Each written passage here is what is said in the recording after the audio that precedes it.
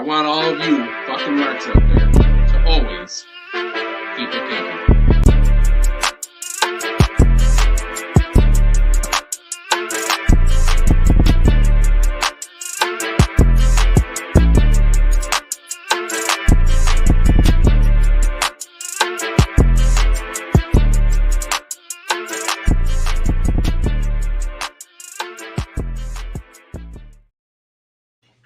What is up, everybody? Welcome to the 7th episode of Freebird Rules. Although there's only 2 of us, so technically there's no freebirding here at the moment. I think Nick will be joining us in a little while. Con, how are you doing? I'm good. I think that the same way that we pressed you about going on another podcast, I think we should press Nick about his responsibilities, his obligations to the show. I like that. If we could just be totally transparent here, there is no reason why wrestling podcast, let alone, does not come first. I agree with you. I don't see what could be more important than this podcast. If we're pulling the curtain back a little bit here, Con, his child right now is injured. Yeah. And he's putting this podcast first. I'm putting it first. Sacrifices. That's all. That's what it's all about. And I want to believe that Nick is a team player for the Freebird Rules brand, but I'm not feeling that, and that concerns me. And we want people here. It's not just about the money. We want people here who just care. Absolutely. So we'll have a talk with him about that. We got to hold each other accountable. I agree. So Nick will join us at some point. We will get into March MadDrip. We are going to knock it down from 16 to 8 tonight, and then we'll do some talk about Revolution. But first, Con and I have been busting at the seams. I'm ready. Background, if you didn't watch before, my wife is a big reality TV fan. I am not. And we talked a little bit about reality TV on the pod a couple weeks ago. My wife's one request for Valentine's Day this year was that I watch the new season of Love is Blind with her. Being the great husband that I am, I of course obliged. Talk about it. And unfortunately, she got me invested in it. So naturally, I had to bring Con into that with me. And it took a couple episodes. Did it. But he's in. I'm in. And he's in deep. I'm all and in. we need to spend some time talking about it. So I had to light an incense just to prep for this convo, bro. Because boy, am I ready. He's getting ready because we got thoughts. Nick was not into watching it, so this is just going to be me and Con having a discussion real quick. Let's. So where do you want to start? That is the question. Where do we even start with this goddamn show? Okay, so let's start with this. We're both finished with the season, yes? Yes. The only thing that is left at this point is the reunion. So if you're watching this and you are a Love is Blind fan and you are not caught up on all 12 episodes through the wedding, you might want to watch this later. Yeah. Because we got stuff to talk about here. We got spoilers. So as people who are watching this for the first time, let me ask you, what was your opinion on the premise of the show? I thought it was fucking stupid, but it's reality TV. Sure. So I was like, they got to add some sort of like weird step, some weird gimmick. Sure. They got to do that shit. So this is my fault. For those who have not watched it, the premise of the show is that they took 24 people, 12 women, 12 men. They are separated. They're in this big house, but they're separated. The women on one side, the men on the other side. In this house, there are these pods. Right. And you can go into the pods, man and woman, go into these pods, and you kind of date each other, but you don't get to see each other. Mm-hmm. You just talk to each other, and there's like 10, I think it goes for like 10 weeks or something. Yeah. And then you get to date everybody, you can talk to different people, and then you decide who you like. And the whole point is to find out, is love blind? Do you fall in love with somebody without even being able to see them? And if you do, you have to get to a point where you have to propose to the other person. Right. And they have to accept it. And then the pod experiment is over and you move in with each other after. And then you go on a little honeymoon together. And then after that, you get married about 4 weeks later. So all in all, this is about 3 months, I think, between living in these pods, dating each other, to going to marry. And then you get to the altar, and we have to see whether somebody says I do or walks away. That is the premise of the show. So it's fucking stupid. Yes, it is. It is stupid. It's fucking dumb. But for me, I think the reason that I got really interested in it was because I have always been interested. Like, I went to school when I went to college. I didn't finish college, but I went to college. I went for psychology because I have always been interested in why people do the things they do and how they react to things. And I always like to reflect on how people react to stuff. And this was a good experiment. Yeah. For somebody who is interested in something like that. Because aside from me just being a messy king and just like watching like just the messiest shit on television, which was like what kind of scratched that itch for me. I didn't study in psychology, but I've always just thought, like, you know, just by observing, just seeing how people are in certain situations, relationships especially, because I mean, just speaking for myself, I've been in all types of relationships. And there were some cases where I saw a lot of myself in some of these scenarios. And then there were cases where I was like, I would never do some shit like that in other scenarios. Sure. So if you take out all the circus of this whole show, like you said, it was just a really fascinating experience or experiment because, you know, there's how many times have you fucking heard somebody say something like, I don't go by looks, you know what I mean? And it's just like, to me, I just always thought that was bullshit. Just me. I just always I agree with you. I've always thought you have to be somewhat physically attracted to your partner.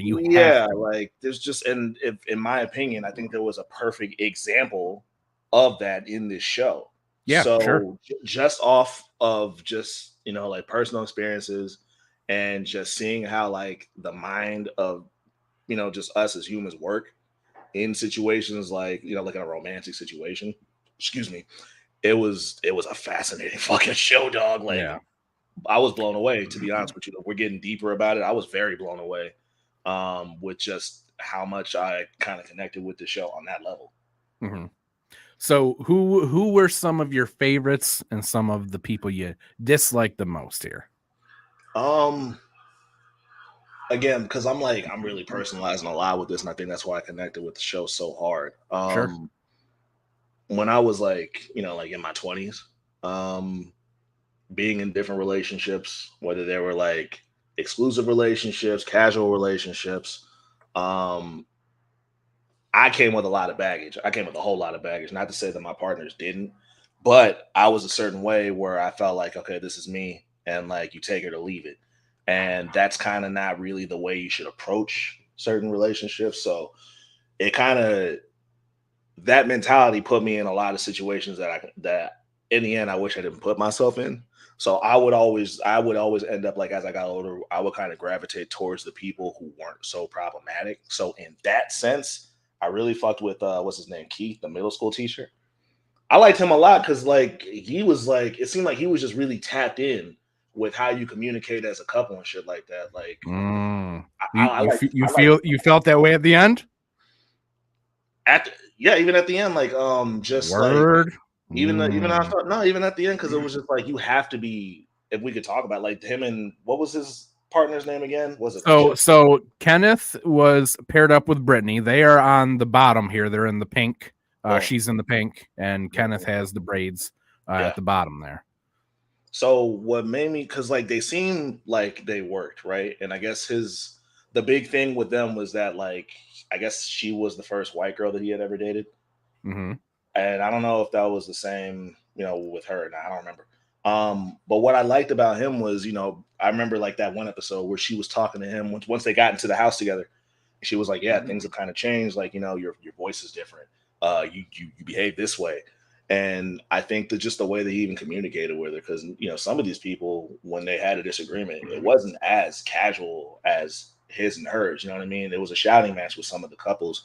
And although that sucked to kind of see their relationship unravel, even that final conversation when they were talking and, she was like, you weren't very affectionate towards me and this, that, and the third. And he's like, well, I kind of was, but it just felt like you weren't really in the mood to receive that. And, he goes even deeper where he's like, I'm gonna be honest with you. Like, it kind of feels like you're not really into me. Like, it was just like things like that really made me kind of rock with him, but not just him, her too. Cause even when they broke up, that whole thing could have gone really, really south. And it sucked watching them split. But the way, I think that's probably best case scenario in a breakup where it's like, it hurts, but both y'all can come to the conclusion of, we thought this was going to work, but I don't think it's going to work. So just off that, I liked them. Dude above Keith, Johnny was a major fucking cornball. But he's a good dude. He's a good dude, bro. And I like his approach to the whole relationship. Like, out of everybody there, him and I'm so bad with these names, bro. Him and Amy just seemed like they were the only ones that seemed like they were genuinely into each other. Yeah. From start to finish. And even the issues that they, came across together, it for the most part, it looked like they had it under control.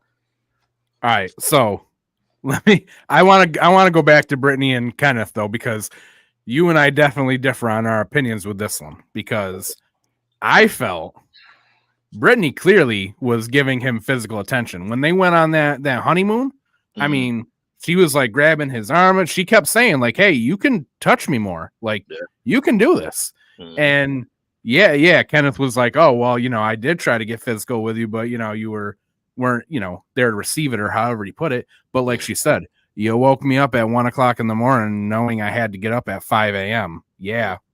Wasn't really in the mood to do it then. You know what I mean? I agree with that too. So I don't really agree. I really feel like, well, there's a couple things. First off, I don't think that Kenneth was as into Brittany as she was into him. I think she really did. She really did want to make it work, I feel like. And, especially because she's the one who kept bringing it up where she was like, hey, we're not gelling right now. Like, what's the problem?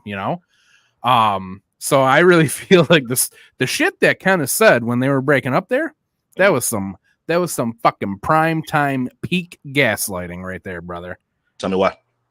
Just the way that he said it, because she was saying like, hey, I don't feel that you have a, they kept saying a crave. That was their word for like, you're not desiring me. Sure. And his whole thing, and he was just like, no, that's not true. If that's how you feel, that's your problem. Like, that's basically how, like, that's not how you communicate. You say, okay, well, why do you feel that way? And then, okay, I will try harder to show you that I do desire you. But here's the thing. I don't know if you heard this or not, Con, but there's a rumor going around that the reason that happened is because Kenneth is actually gay. Really?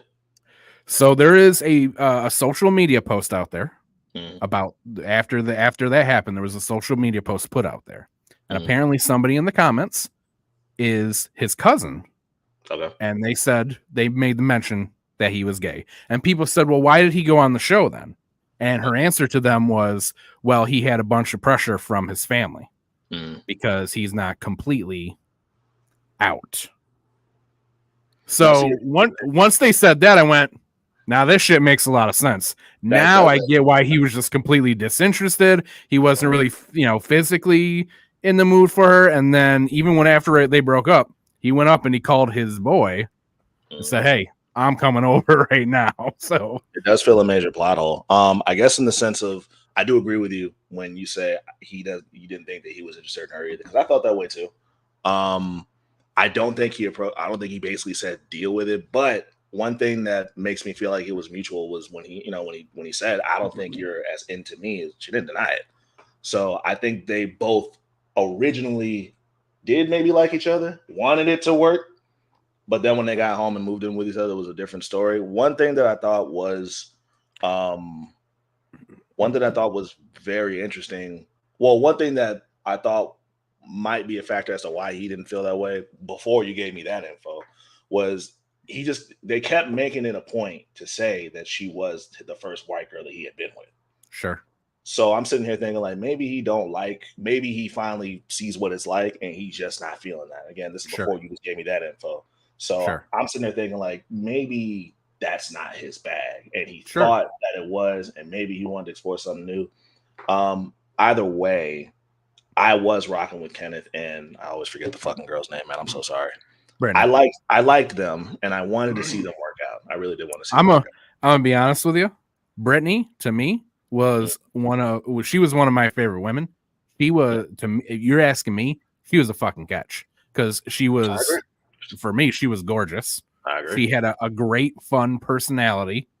She very clearly like went into this experiment like wholeheartedly. You know, she wasn't there to half-ass it. She wasn't there just trying to get clout. She really wanted to find somebody. Now, what did bother me about Kenneth, I will say this, sorry to interrupt. What did bother me about Kenneth was when they got in the house, right, and they're unpacking and stuff. And like, I get it. Like, you don't have your phone. The natural thing is to go and like check everything to catch up on everything you missed. That's the natural thing. But it seemed like he was on that phone the entire time that they were unpacking. And then she was kind of by herself. And then I guess when he's done being in the bedroom on his phone, he decided I'm gonna go downstairs and be. He just got up and walked away. He was like, all right, I'm leaving. So it's just like, well, it was such a 180 from before they got in the house, and it was just like, oh, well, okay, like that's definitely. You know what? I don't even think before they got in the house, he switched up on that honeymoon.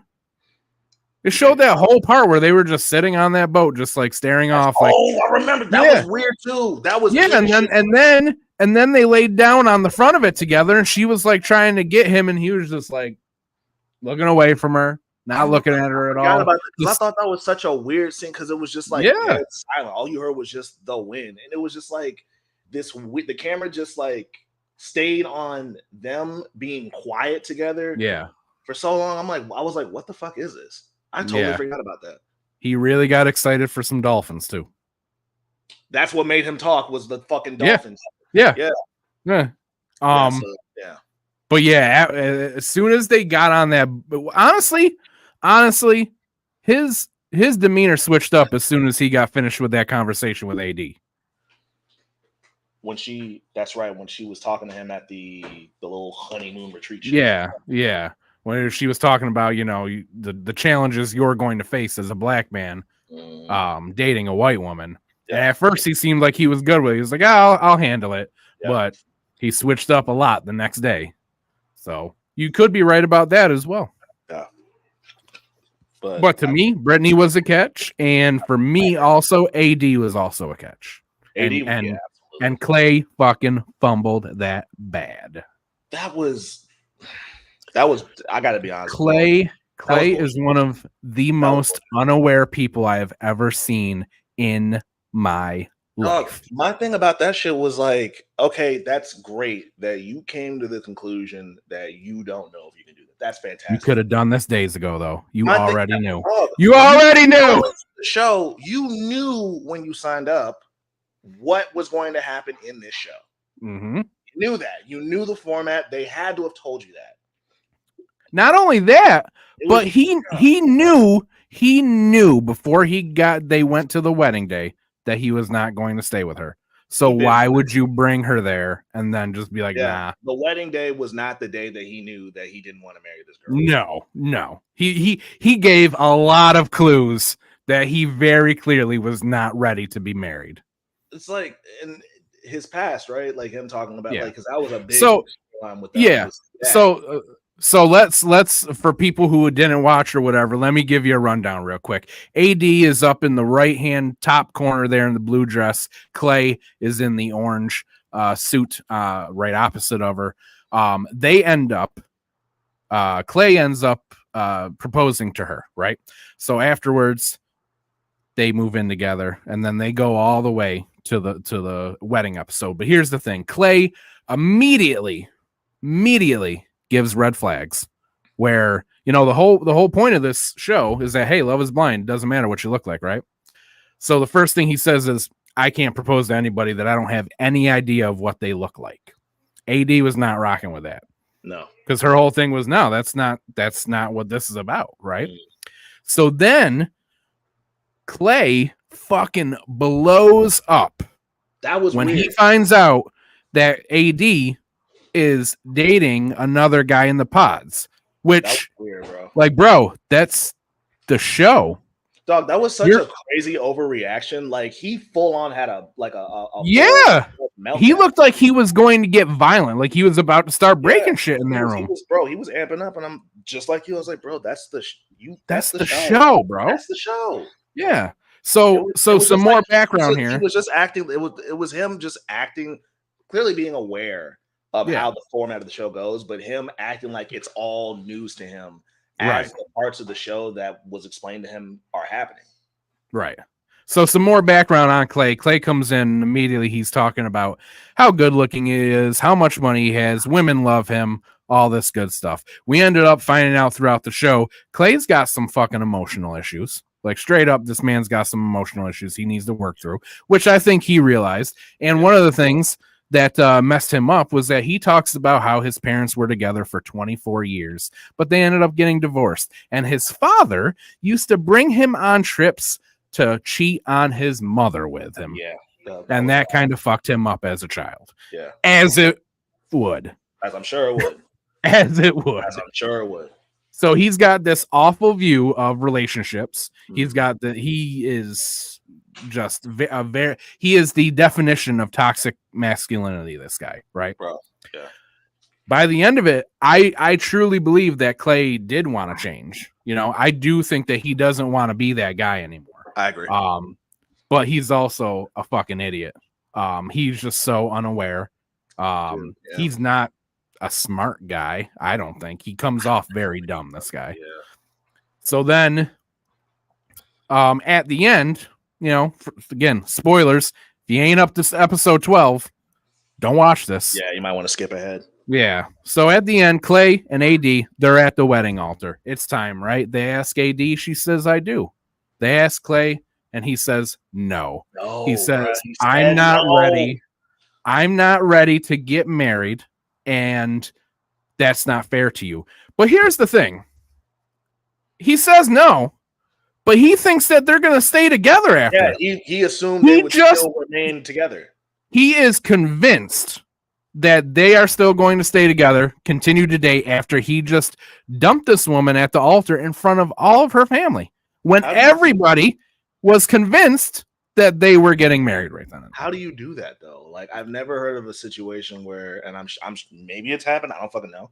I've never heard of a scenario where somebody does that and the relationship remains. Like, dog, right? You humiliated her in front of her friends, right? Exactly. The biggest day of her life. She was ready, dog, and you just totally blindsided the dog shit out of her. What pissed me off, what really pissed me off, bro, was it was so minor, but I'm like, bro, if I'm AD in this moment, I'm punching him in the fucking face. Is when he goes back to talk to her, right? And he goes, first, he said two different things that made me want to punch him in the face. He said something to the effect of something like, I mean, is it really that important that we get married? What are you fucking talking about? Y'all had this conversation. This is the core of this whole show. You knew that. So that was a little bit gaslighty. And then he when he goes back, right, after he done broke up with her, he talked to his parents and shit like that. This dude, he comes back and he's talking to her. She's still clearly crying, and he goes, "Can I have a hug?" And the way she looked at him, bro, was like, "Are you fucking kidding me, bro?" Like, I wanted for real fucking stomach, bro. Can I have all that? Can I have a hug? You know, the one thing that he said when he went back in there that pissed me off was he was like, man, stop crying. You're making me feel bad crying. Like, what the fuck? He's making you feel bad, bro. Feel bad. That was crazy. You feel bad. You feel bad right now. Oh, I'm sorry, Clay. Fucking dignity intact, douchebag. Yeah, bro. But yeah. I did love the end though, when they were just talking to him and he was like, yeah, I guess I just, I really misread, how important this was. And I just feel stupid now. Like, yeah, bro, Yeah, you fucking are stupid.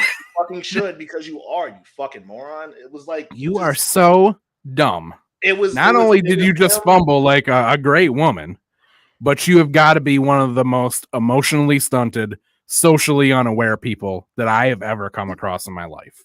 It was the willingness to be, it was the pretending to be like blindsided by everything that was happening, when it's like, yeah, you knew damn well all this came with the show.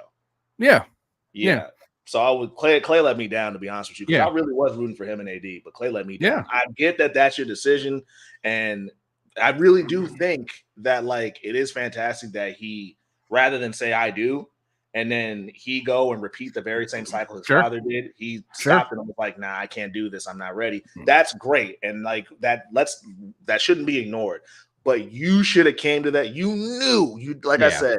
It was not the wedding day that you knew you weren't going to marry this girl. Not at all. Not at all. Yeah. And not only that, what was the other thing? So like you had made the point earlier about like, him humiliating her and all that stuff, right there. And how do you expect her to stay with you? If it was me, right? I'm AD. This guy just dumped me at the altar. And then we stay together. The next time, you think I'm going to go back to the altar again the next time? You think I'm not going to think you're going to do this again? You see what I'm saying? You already made me look completely stupid once. I'm not going to do that again. And dog, I'm the type of person where, like, if you do some foul shit to me, I'm always going to think, okay, you did this once, that you're going to fucking do it again. Oh, yeah. Yep. You're going to do it again. I think like that. If you do some really foul shit like that, there's no way in hell that you won't do this again the first opportunity you get. So I'm right there with you. So the other person, let's talk real quick because you seem to like this guy. The other person that AD was talking to was Matthew, who is right in the middle of those 9 people there wearing the blue suit, looking like Clark Kent. Oh boy. And Matthew is clearly a serial killer, right? He is a serial murderer. He is clearly a serial killer, this man. But Con was rocking with him. He was the comedic relief of the show, bro, because it was just like he was just so dry. And I forgot what girl he was talking to. It was Sarah Ann, who was up in the other corner there. Sarah Ann. Right next to me. He's talking to Sarah Ann and fucking, I don't know. Maybe he just wasn't feeling. I think was she talking too much or something? Yeah. No, he asked her a question. And she answered it honestly. I can't remember what the question was, but as soon as he got the answer, he just got up and walked out. Didn't even say nothing and just let her sit there and talk, thinking that he was still there. I was like, bro. But yeah, this guy like just as unemotional as possible, right? So here's the other shit, right? There's another girl in the pods, right? So AD's real name is Amber. Well, there's a white girl in there whose also name is Amber, which is why they're calling her AD and then the other one named Amber. Yeah. So Matthew, AD is falling for Matthew a little bit, and Matthew, he very clearly has no emotions, right? He is just deadpan, nothing.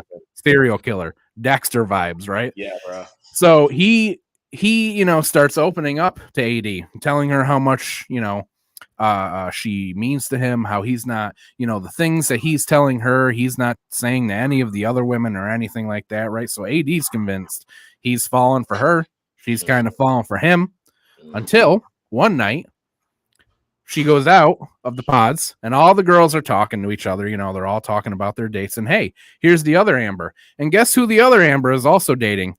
Matthew. And then Matthew had said, I can't even remember what he said, but he had said something very, very, very specific to AD. Yeah. So AD wasn't really talking about, what was being said to her or anything like that.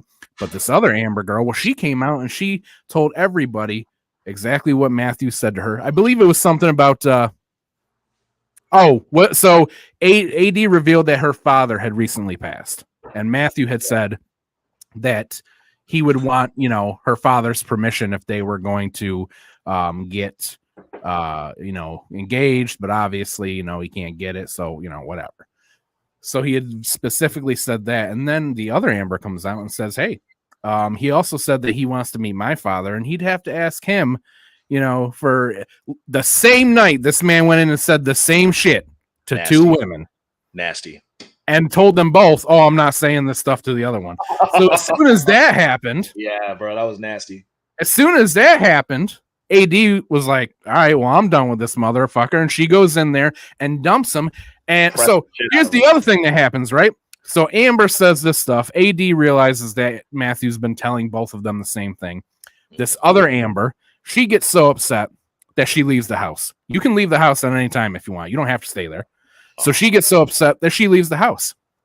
So AD goes into the pods with Matthew again, and she confronts him about it. And basically is like, she pressed the shit out of him. Yeah. And she's basically like, I'm not doing this with you. I know you lied. Amber just told me, but and so Matthew realizes he's fucked, right? He just lost AD, right? So he walks out of the pods and he just walks out the door, and everybody's like, where are you going? Where are you going? He's like, I'm going to get Amber. This woman just left the house because you lied to her. Then you got dumped by the other woman. Now you think you're literally going to get her. You are a serial killer, bro. You are crazy. The other thing that was funny. What a narcissistic thing to think, I'm just going to leave and go get her now. I'm just going to go back her now. The other thing that was so funny about that was like, it was like, there's still other guys you could talk to, but like, that's what I thought too. Like you still got a long time. This one guy, and that fell through. So she's like, I'm out. So I thought that was really funny too. Yeah. But it was also like that secondhand embarrassment shit we was talking about off there, because it was a lot of shit they were saying where I'm like, now here's the thing where I'm like, I have no room to talk, right? Me and Sheila met and fell in love in 2 weeks. We met and fell in love in 2 weeks. So it's like that aspect I can sympathize with and full on understand. But some of the shit they were saying was like, these are like night one conversations. Mm-hmm. And it was like they'd leave the room and they come back and they're like, oh, it's my husband. I'm like, whoa, like that's like some middle school shit. Bro, it was, yeah, man. I'm like, and that's why it was such a tough fucking watch those first couple episodes, because I'm like, okay, like this is the I'm telling myself this is the show. This is the show. But then I'm saying like this motherfucker's like 32, this motherfucker's 30, this motherfucker's like 28. I'm like, God damn it, bro. These dudes are like, and girls are all the same age as me. There's no way that people in this age group do this shit. I'm very glad I hung in there, because motherfuck, bro. What they made me jump through some hoops, dog. Now, hold on real quick. Jimmy and boy, wait, no, don't, not yet, because there's too much to say about them, and I gotta pop one thing off real quick. Okay, go ahead. I gotta just tear into somebody real quick. Ooh. Fuck Sarah Ann, okay? The one with So yeah. Not only, I was immediately against this broad, right? Because she was in the, they're in the pods, and she's talking to Jeremy, and he asks her political beliefs, and she says that she's a conservative, which whatever. I'm not a conservative, but whatever. Right. But when they started getting into the issues, the thing that she said was because she didn't agree with people getting abortions if they accidentally got pregnant, because she doesn't agree with people using abortion as birth control. And that is one of the stupidest fucking statements I have ever heard in my fucking life, because nobody fucking uses abortions as birth control, okay? Pretty sure people get one and they're done with it, not going through it again. The fact that there's people out there that like legitimately believe that people just, women are just out there fucking getting pregnant and going, I'll just get an abortion, like it's birth control. That shit disgusts me, that there's literally people that believe that kind of shit. Sarah Ann is not for women, and fuck that bitch. And that's all I got to say about her. And then she was a slimy little backstabbing hoe later on in the show, because it ends up I know you heard that. I heard it. It ends up that Jeremy, the guy that she's talking to, he's talking to another woman, Laura, and it ends up that he proposes to her. Right now, Laura and Jeremy, they move in together. They clearly are having some issues, and Sarah Ann slides in his DMs and says, "Hey, if things change, contact me." Yeah, nah, that's like, you can't justify that, bro. No. And you know that. what? That's another reason that I loved AD too, because she was the only one who went out and called her out about it. She pressed her. And called her out respectfully about it too. Yeah. I love the way she handled that, bro. She was so chill about it. Yeah. But and then what as soon as what I also love though is that anytime that she would try to run from the accountability, AD would be like, no, get back here. I like that. And then as soon as AD realized that she just wasn't getting through, she just got up and walked away. Because that's what a mature adult would do. That's, you know what I mean? Whatever. I told you that you're wrong. You don't think that, but you are, and everybody else thinks that, so I'm just gonna leave. Yeah, like, see, that's messy shit I don't like. That's messy shit I don't fuck with, because it was just like I don't know, bro. Like, when she was responding as if she genuinely didn't see the problem with it, but me, I'm like, you fucking know that's messy, bro, and like, this is just like some entitlement shit. That's how I took it. I don't fuck with shit like that. So I really do fuck with the fact that AD was just like, she pressed her, bro. Like, she pressed her. She was cool about it. She didn't, like, there was no name calling. She was just like, you're foul for that. And, and whether you think you're not, whether you don't think that, or whether you do think that, the fact of the matter is the thing you did was foul. No matter, it don't matter how many times you say that you didn't feel that way and that was your truth and you needed that validation, all that bullshit. Just because you say that it wasn't does not make that the case, bro. That was foul. Right. That was foul. Yeah. And I mean, that like, obviously I didn't like that shit, but honestly, that abortion shit really just put me off on her. Cause I know this is going to sound like I'm saying some like white knight shit, and I don't mean it to be that way. I really don't, but I consider myself a feminist. Like, I support women completely, and I support their right to having their bodily autonomy and fucking doing whatever the fuck they want to fucking do with it. And the fact that another woman is not for women like that pisses me off. Now, see, that's some bullshit. That's what I agree with, because I was letting you get your shit off. Now, unfortunately, and I'm not saying this, okay, unfortunately, there is a minority of women who will see it that way. Sure. Right? That just are like, I'm gonna fuck around, and if I get pregnant, that's what it is. That's fucked, and I'm not agreeing with that. But her being a woman and basically kind of just like condemning it to like it just being that, and that's truly the only scenario in which that will happen. Right. I know way too many women personally that have probably had to have been in that situation where it was like it's just not that fucking childishly black and white like that. It's just not. Right. Exactly. Not at all. Not at all. There's so much shit that goes into that. And honestly, like, I don't think that there are a lot of people out there, a lot of women out there who are just going, oh, if I get pregnant, I get pregnant. I really don't believe that. And even if that is so, that part of that segment of people is so ridiculously small compared to all the other women who are getting abortions for actual fucking reasons. Exactly. The fact that she just thinks that everybody does that shit disgusts me. It really that's does. The part that like, just to generalize it like that as an adult, it's like there's no fucking way that you could process that as a grown up and come to that conclusion. Yeah. All right, so we got to talk about. We got two shitty couples to talk about. We got. Wait, two? Who else? Come on, bro. Besides Jimmy and what's her name, there's Laura and Jeremy. Oh, all right. Well, let's talk about Laura and Jeremy first, because there's so much to be said about Jimmy and Chelsea. Oh man. All right. So I mean, Jeremy's kind of a serial killer too, right? Not as much as Matthew, but I can see them killing people together. I'm a little bit off about Jeremy. Yeah. He's got dead eyes. You know. Yeah. Not a lot of life behind those eyes. Yeah, bro. And like he's very much the golden retriever boyfriend. He annoyed me right off the jump. He annoyed the shit out of me right off the jump. I mean, he was kind of annoying. You know what I mean? He was very immature. It was very immature, bro. Like it was just like, it reminded me of like Mr. Peanut Butter from BoJack Horseman, but like in a very unfunny way.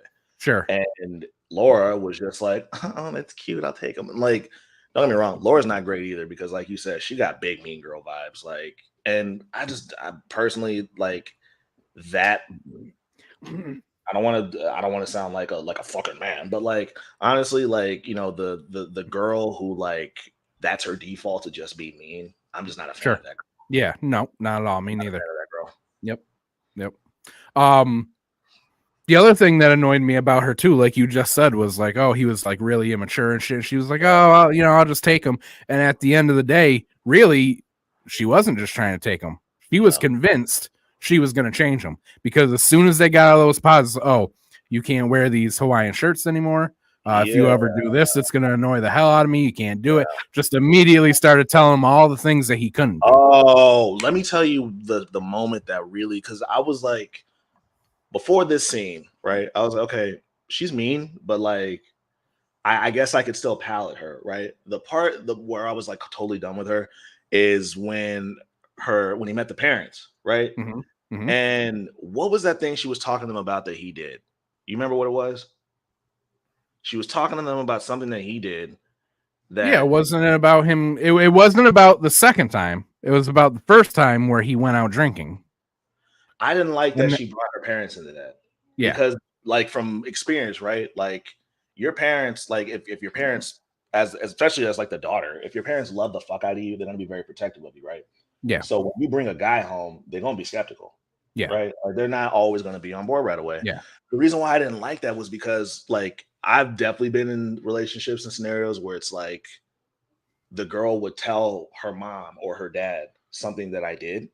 Mm-hmm. And now that parent, that's the only way that parent views you from now on. Right. It doesn't matter if you fucking bring Jesus back from the dead, they're always going to remember that. Yep. And that made me so fucking mad. I'm like, why the fuck are you telling them all this, bro? Like now they're going to just look at him as like you've condemned this motherfucker to the family. Yeah. And she just kept going and kept going. I was like, yo, shut the fuck up. So background for people who didn't watch, what happened was Jeremy ends up, after they move in together, Jeremy ends up going to the bar with some of the guys from Love is Blind. Don't know, if you guys didn't know, basically what they do every season is they take people from the same area. Yeah. So all these people this year were from North Carolina. Yeah. So, they're all like in the general area, even though they didn't know each other before. They did become friends throughout this. So Jimmy goes to the bar with some of the guys from the show after they all move in together. He comes home late, and Laura gets a text from one of the other women on the show telling her that Sarah Ann was there, and Sarah Ann was the other woman that Jeremy was considering and did not end up proposing to. Yep. So she got very upset about that. So then, like Con said, the very first time that he meets her parents, she brings that up. She brings that shit up. Just immediately makes him look like an asshole to them. Why the fuck would you do that, bro? Other than the fact that you were mad at him and you needed, like, that was your way of getting. You wanted somebody to back you up. Don't do that shit, bro. Like, I truly think that, like, if you're all a couple, bro, y'all got to be on each other's side in the public. And then when you get home, that's when you say, bro, that was some fuck shit you did. You better not do that shit again. But when y'all out and about, bro, y'all have to have each other's backs, bro, because whoever is on that person's side, the minute that they hear something negative about you, it's fuck that guy, because they love that person so much. Yep. And she just wouldn't fucking stop. It was like, yo, you need to fucking cut this shit out, bro. This is such a bad first impression. So I wasn't feeling her after that. So, we that happens. We clearly start to see a lot of Laura's mean girl vibes come through and how controlling she is and all that. But then, back up. Let's back up. Remember that joke she made about AD or some shit like that, and then he repeated it? Oh, yeah. What was that? Too? Yeah. And AD told her, like, yo, that wasn't cool. Her only response was, it was a fucking joke. It was a joke. Yep. I said that to my wife too. I was like, she's one of those broads that she's a line stepper. She goes over the line, she pushes it until she goes over the line and somebody calls her out. And then when they do, it was just a joke. Yeah, then she wasn't in the wrong because it was just a joke. And you took it wrong. Accountability, bro. I thought that was bullshit too, bro. Yeah. Yeah. So Laura does that in front of her parents, and then Jeremy really fucks up because he decides that he's going to go out again a couple days later, and he ends up meeting up with Sarah Ann and stays out with her talking in a parking lot. He says all they did. Well, they both said this. They both said that they sat in a parking lot all night talking. until 5 o'clock in the morning. Before that, who was he talking to? They were somewhere, and they were talking, and he told somebody.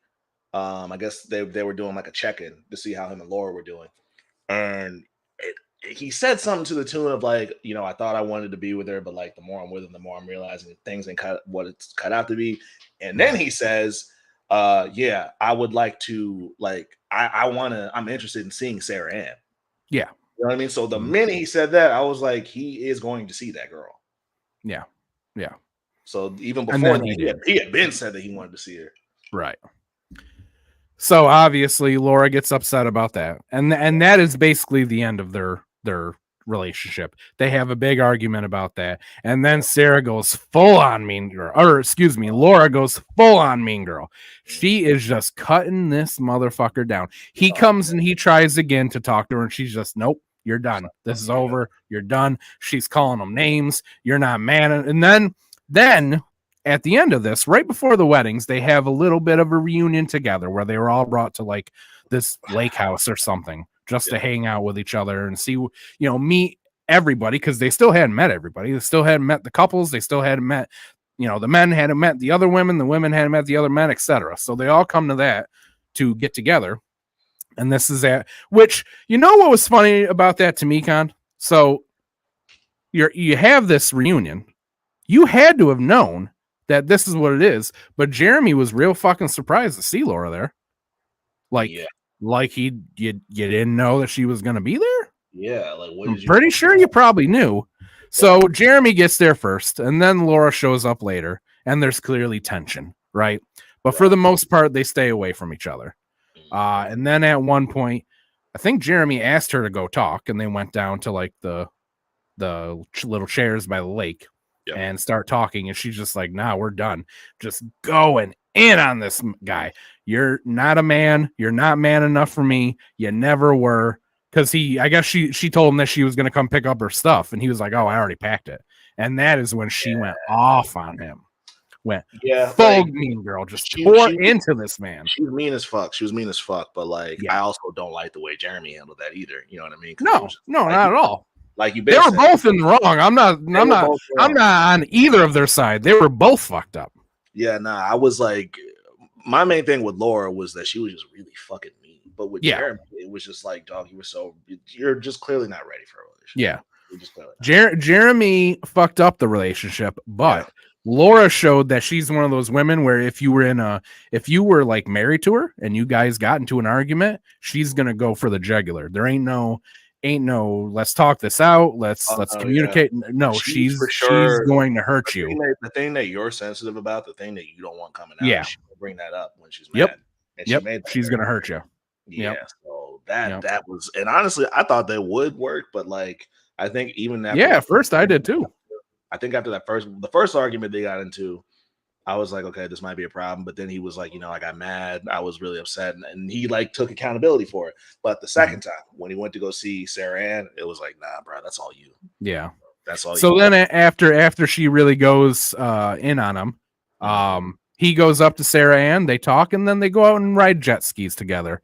And this is after Sarah Ann gets confronted by AD as well. So they both just kind of had their asses handed to them by other people. And then they go and ride jet skis together. And I guess we'll find out this week on the reunion if they are together or not, because it looked like they were just going to both be like, yep, fuck it. Let's just be together then. So that's really what it felt like.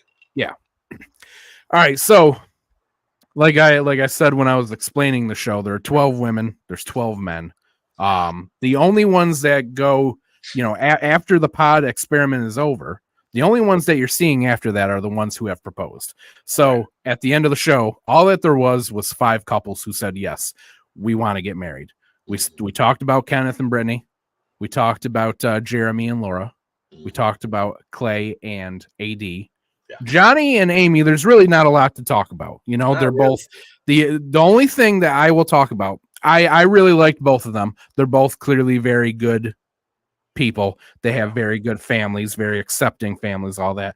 The only thing that was annoying me about them was they were just acting like condoms didn't exist. Oh, it was wild. She was like, oh, well, I don't want to be on birth control. And he was like, well, I don't want to get pregnant. And I'm like, Well, there's other ways around that. Like, how fucking old are you two? That annoyed me too, because it was like, y'all, there's so many alternatives to this that could solve this. Yeah. And y'all are acting like this is the only. Yeah. Yeah. Like, either she's got to be on birth control. Johnny's a raw or nothing guy, I guess. You know what I'm saying? I get it. I mean, I get him, but, there's other ways to get around that if you got it. Bro. That was my thing. Just like I understand. I 100% understand. Yeah. And I don't blame them. But yeah, like you said, there's alternatives, and like it's not like there's secret alternatives, bro. Like we've been on this shit, and y'all acting like they don't exist. Yeah. So spoiler, Johnny and Amy are the only ones who actually get to the altar and say yes. And I do think that they'll probably be together forever. They seem like they were very much in love, like they were very good for each other. They were both just came off as very good people who really went into this experiment and it worked for them. But the fifth couple, Con, the last couple we got to talk about here, Jimmy and Chelsea. Now, if you're looking at the pictures, Jimmy is in the green sports coat, and Chelsea is right on the other side in that beigeish dress there. Before we begin, let me ask you a question, Ham. Yep. Do you think Chelsea looks like Megan Fox? So here's the thing. All right, so no, we gotta explain it. We can't just get into this, right? So Jimmy's in there. Jimmy looks like a thumb. He's got the personality of a wet piece of cardboard, this guy, right? But he's got two women who are into him. He's got Jessica, who is right below him, who in the yellow dress, and then he's got Chelsea, right? Mm-hmm. He is very clearly more into Jessica the entire time, right? But Jessica ends up revealing to him that she has a child, and Jimmy ain't into that, right? Not one bit. Now, so he ends up him and Chelsea are having a conversation, and again, this is supposed to be Love is Blind, but she drops, they kind of start talking about looks a little bit, and she says, she asks him if he looks like any celebrities, if he's ever been told he looks like a celebrity, and he says no, but he goes, well, what about you? And she goes, well, there is one that my friends say all the time. And first off, so he asks who, right? She says MGK's girlfriend. Doesn't know her name. She just knows that she's MGK's girlfriend. So Jimmy goes, Megan Fox? And she goes, yeah. Now here's the thing. People dragged Chelsea for this all over, right? They dragged the fuck out of her. Yeah. And here's the thing. Two things. One, I think she misspoke, first off. She said she looks like her. She does not look like her, but she does resemble her. He has certain features. I saw it too. No, like, you're right. Exactly like her, but I can see how somebody would say that. Exactly. She has features that resemble Megan Fox. There's no doubt about it. And anybody who doesn't see that, you must be blind. Because she clearly does have features. No, she's not a dead ringer for her. Not at all. That's not what we're saying, though. And I don't really think that's what she meant to say either. Her just saying I look like her, that's what everybody got attached to. Even the way she broke it down, even the way she broke down why people say that, she was like, listen, I know I don't look like the bitch. All I'm saying is I have features that remind people of her. Well, here's the other thing that I'm going to defend her over when it comes to it, right? She says it, and then she goes, I don't see it, so don't get excited. Yeah. She straight up tells the guy, like, I don't believe it, so I'm telling you, don't buy into this because you might not think so. She was so she for real was like, I'm just telling you what I heard, bro. That's really how she gave it up. I'm just telling you what I heard. I'm telling you what I've been told before, right? Yeah, I don't think that's a crazy comparison. Like no, you said, not at all. Not a fucking full-on copy. Yeah, I personally, I was like the hair, some of the facial features. I could see how somebody would tell her that. Yeah. So here's the other thing too, and then we'll get into that, right? Mm-hmm. There was another guy that Chelsea was interested in too, which was Trevor, who was up in the middle in the blue polo. Now, Trevor was my favorite person on the show. I thought at first that I was gonna hate this guy because he's Me just too. this big, Me too. he's just big, jacked up dude with a Yeah. goofy mullet, and I'm like, he's gonna be like an annoying gym bro, and I'm gonna hate this guy. He ended up being right. So all right, so let me ask you though, because you told me you didn't like him. Did you warm up to him though?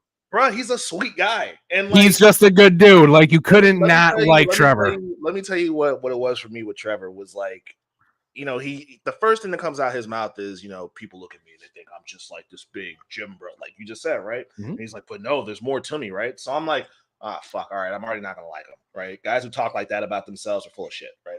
So then, excuse me, he's talking to, I think it was Chelsea. He's talking to Chelsea, and he gives her the same spiel, right? And then he says something about, she asks him like, what are some things that make you happy, right? And he's just he's giving her the best case scenario answers. I like long walks on the beach. I like buttered noodles. I'm like, oh, he's really full of shit, right? Like he's making me mad now. Mm-hmm. And then she asks him, well, what's some things, like what's something about you that people wouldn't expect? He goes, people wouldn't expect it, but like I love like romance movies, right? He says it just like that. She goes, what's your favorite one? I go, I swear, in my head, I swear to fucking God, if he says The Notebook, bro. And the first thing this motherfucker says is, and he goes, The Notebook, but he doesn't just say The Notebook. He goes, like it was very The Notebook. Ever heard of it? How dare you assume anything else other? Fuck him.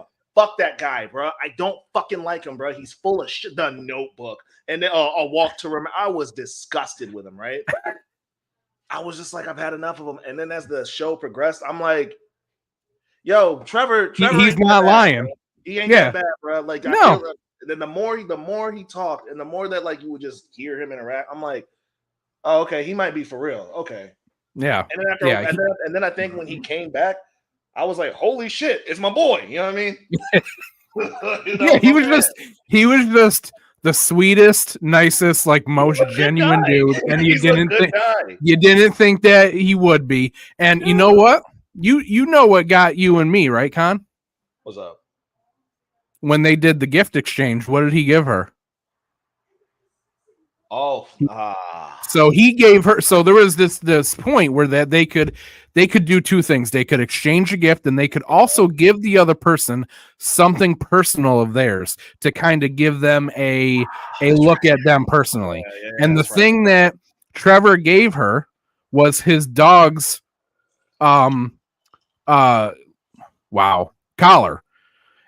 So first off, weird thing, his dog's name is also Chelsea. That's fucking weird. That was like, bro, he kept like, well, I thought that was really funny because he like led with that, right? He's like, I have a dog named Chelsea. I'm like, yeah, I don't know if I would tell the girl that I'm get with that. And then, bro, throughout the like first 3 episodes, he kept telling people that he's like, oh, I have a dog named Chelsea. Like, yeah, maybe you should stop saying that to people, bro. Yeah. Like, maybe you should stop. So that's weird at first, but here's the thing. So he gives her the collar, and she asks, okay, well, you know, why are you giving me this? And he goes, well, you know, I told you that I have a dog named Chelsea, but, you know, I haven't really told anybody this, but, you know, she's got cancer. Yeah. And I came here, you know, she's got cancer, and I can't talk to anybody, and I don't know what's going on with her, and, you know, she means a lot to me and all that. Con and I are dog people. So hearing that, obviously, we're just going to be like, all right, I guess I fucking like this guy. I was like, nah, Con, bro. So then Chelsea, you know, it comes to the day where if you're going to propose, that has to happen today because the experiment's over tomorrow. If you're going to propose to somebody, you better do it, right? Yeah. So both Jimmy's already made his decision that he doesn't want Jessica because she's got a kid and because he thinks Chelsea looks like Megan Fox. So he wants to propose. Mm-hmm. Trevor wants to propose to Chelsea as well because he's fallen for her as well. They both know. Hold on real quick. Let me back up because this was real quick. This is the first thing that I was like, Jimmy's a fuck boy. So he has that conversation with Jessica, right? Mm-hmm. Now, he doesn't make it very clear as to why he don't want her, but it's very obvious. He heard about the kid. It freaked him out. Yeah. Mm-hmm. He dumps Jessica. Mm-hmm. Immediately goes to Chelsea. Yep. Go to Chelsea, and it's like, because her other thing was like Jessica wanted him. She wanted to know that he loved her like she loved him, and he was like, "What was his answer?" His answer was like, "Oh, well, I can't just throw that out there just yet because I don't know if I love you or this other person." Right. The minute he dumped her, he went straight to Chelsea and was like, "I love you." It was like, Yep. Fuck boy. I was like, yeah, nah, you gonna be a problem, bro. But continue. Yeah. So they both know that they want Chelsea, right? And here's the other thing: Jimmy and Trevor had become good friends, and they both knew that they were interested in her, and they both knew that they were both probably going to propose to her, right? So the day comes, and they're both like, "All right, well, whatever's gonna happen is gonna happen, right?" Jimmy gets to go in first, and he proposes, and Chelsea says yes. And anybody who's watching this show can tell you that Jimmy wasn't the one for her. It should have been Trevor, right? So she accepts it. Then she goes in to talk to Trevor. Trevor comes in, and he can immediately tell that something's wrong. She's already crying because she knows she's got to tell him, and she doesn't want to hurt him. And she fucking breaks this man's heart. Like, I felt so fucking bad for him. I was so angry watching her dump him and him. So the other thing, this whole gift thing, the gift that Chelsea gave him were these little bracelets that they could each touch. And if they touched it, then it vibrated on the other person's to tell the other person that they were thinking of them, right? That is what she gave to him. So he's sitting there and he goes, I got my bracelet on. He was like, I probably hit this about 100 times today, but you probably haven't felt it or anything. And she looks at her wrist. She doesn't even have the fucking thing on.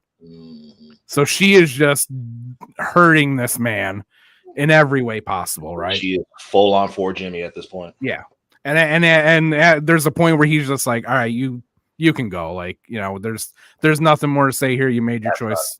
Yeah, I guess we're done, And he wasn't even an asshole about it. Because Trevor's just such a good guy. He was just like, what am I going to do? You made your choice, I guess. I'm hurt, but what am I going to do? So do you want me to make this even worse for you, Con? Keep going. All right, so here's something I found out afterwards, right?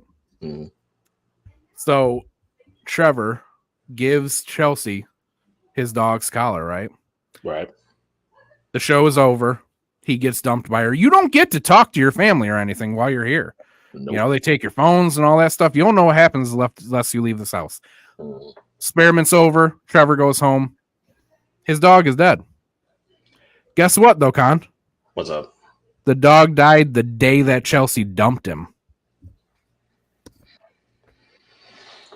I don't know, to the viewers, if you have a dog, I don't know if you've ever gotten far enough to reach the end of your dog's life or just to be around when the unfortunate happens for the dog. But watching your dog die, like watching it, bro, it'll do something to you if you especially if you're attached to it. And as Hambone has made it very clear, we are very much dog lovers. My dog cut himself today on some glass out in our neighborhood, like really fucked himself up. And as we're doing the show, me and Sheila are like low-key freaking out because we love him, you know what I mean? And he's just like, he doesn't want to keep the Band-Aid on, and it's just, we just want, we love him, we want what's best for him. This is fucking with us. So hearing shit like that, it just hits in a way that it wouldn't hit if this was like a human. So yeah, like I ended up really feeling for Trevor. That fucking sucks. So here's the thing too. I have put down 2 dogs, right? They are the 2 worst days of my life. Yeah. Putting down my dog was the hardest thing that I have ever done in my life. Yeah. At the same time, if I wasn't able to be there for it when it happened, I'd have beat myself up for the rest of my life. That would haunt me for the rest of my days, bro. And he didn't even get to do it. That fucking and sucks. He didn't even get the girl at the end of the day. That fucking sucks. If I'm Trevor, I'm staying far as fuck away from that show the minute that I get kicked off, bro. So I want to drop something else on you, though, Con. I want to drop something else on it. Now, I don't know if this is true or not. It's going around TikTok. Okay. But there's also a rumor that Trevor came on the show and he already had a girlfriend. So I've kind of only skimmed some stuff, but it sounds like what happened was he got involved with this girl. They had only been dating for 3 weeks. Okay. And then he was offered to be on the show. They had a conversation about it and she said, go ahead. That's what it sounds like to me.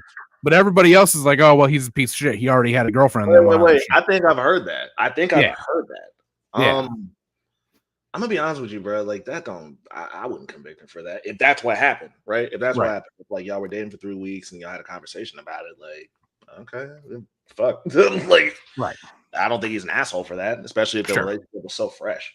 Sure. Now, if that's what happened, I agree with you. But if it was that, like, they were full on in a relationship, then I go, come on, Trevor. Yeah, that's what are you doing, bro? But if it was all right, so relationship, yeah.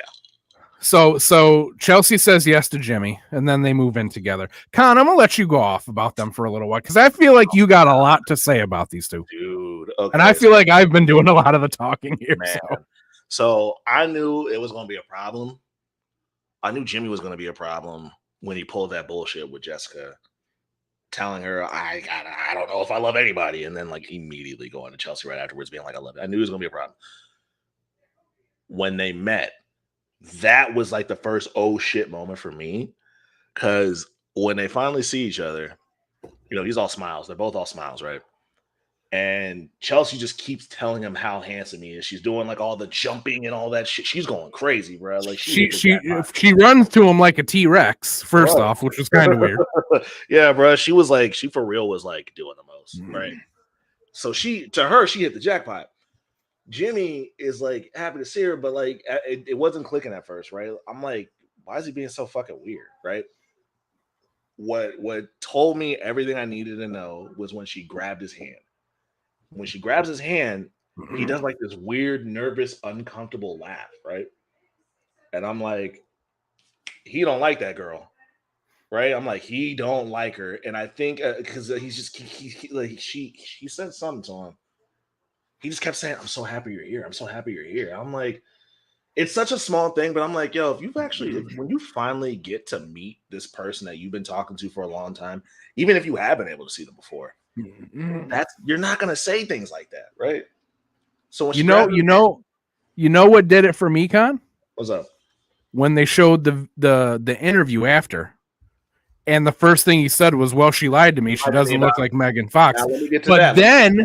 Let me get to that. Then hold on. Let me get to that real quick because I'm working there. All so right. he does the weird nervous laugh, and you know they're playing.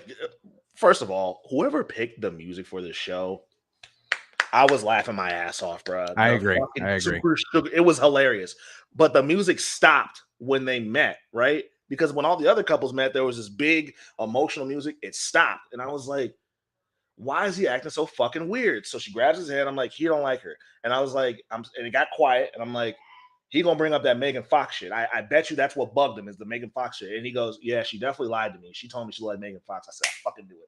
The third thing that told me he don't like her is, do you remember what he says? He says, just unprovokingly, I don't care what you look like. Yeah, he don't like her, bro. He don't like her. Oh, that's not what I was even talking about. Let's hear it. The other thing during that interview, he called her Jessica. Did he? Yeah. Oh, I missed that. I didn't catch that. So, all right, you got to go back and watch that. So the first time after they meet, they're interviewing him, and the first thing he says is about she doesn't look like Megan Fox, and then he calls her Jessica, and then he immediately catches himself. He immediately catches himself, and he goes, "I mean Chelsea," and then he laughs like he knew he fucked up. So as soon as he did that, I'm like, oh yeah, like that was he wanted Jessica. He wanted Jessica, but that kid messed everything up. Yeah, bro. The kid is what. But continue, Con, because there's so much more to say about these two. Yeah, bro. So there was that, right? So I'm like, yeah, this ain't gonna end well, bro. He don't like her. So then what happened next? They ended up, the honeymoon thing. So the guys have all seen each other, obviously. The girls have all seen each other. This is the girls' first time seeing the guys. This is the guys' first time seeing the girls. Jimmy. The other guys and girls, not their fiancés. Yeah, the other people in the house. So Jimmy sees AD, who was also coincidentally a good friend of Chelsea's on the show.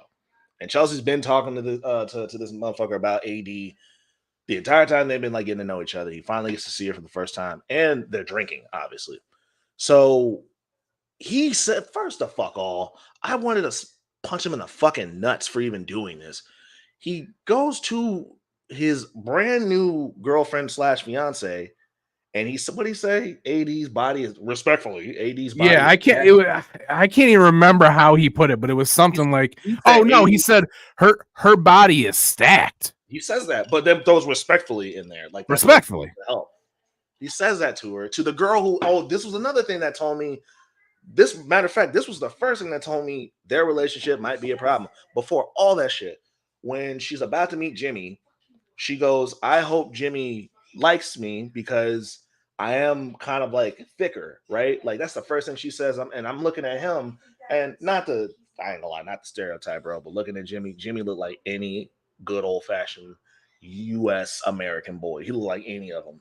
Even if you didn't have a picture of Jimmy, even if you couldn't even see this picture, just think of any good old American boy you can think of. Jimmy looked like. Think of the most generic white guy you could possibly imagine. Like you wouldn't notice this guy walking. You could walk past him 20 times in an hour, you wouldn't notice the guy. That's Jimmy. So I'm thinking, okay, so he looks like that.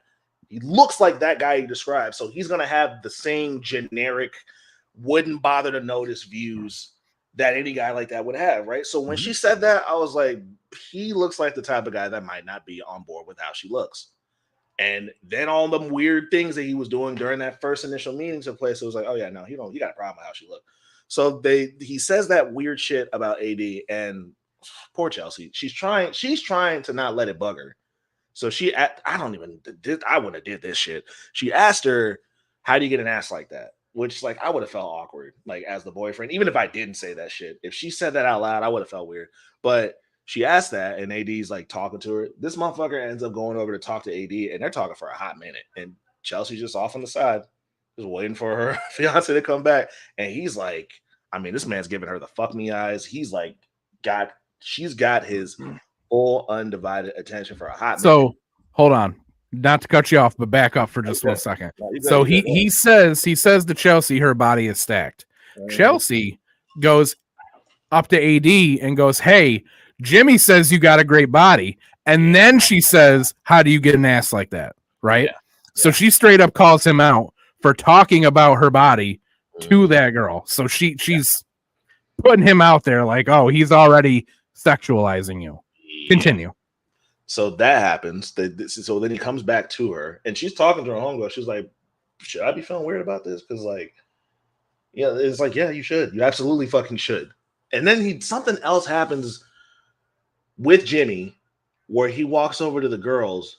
Remember that part? I forgot what happened there, but there was a weird interaction over there too. Remember that? What was that? I forgot what that was, but he walked over. He did something weird over there too.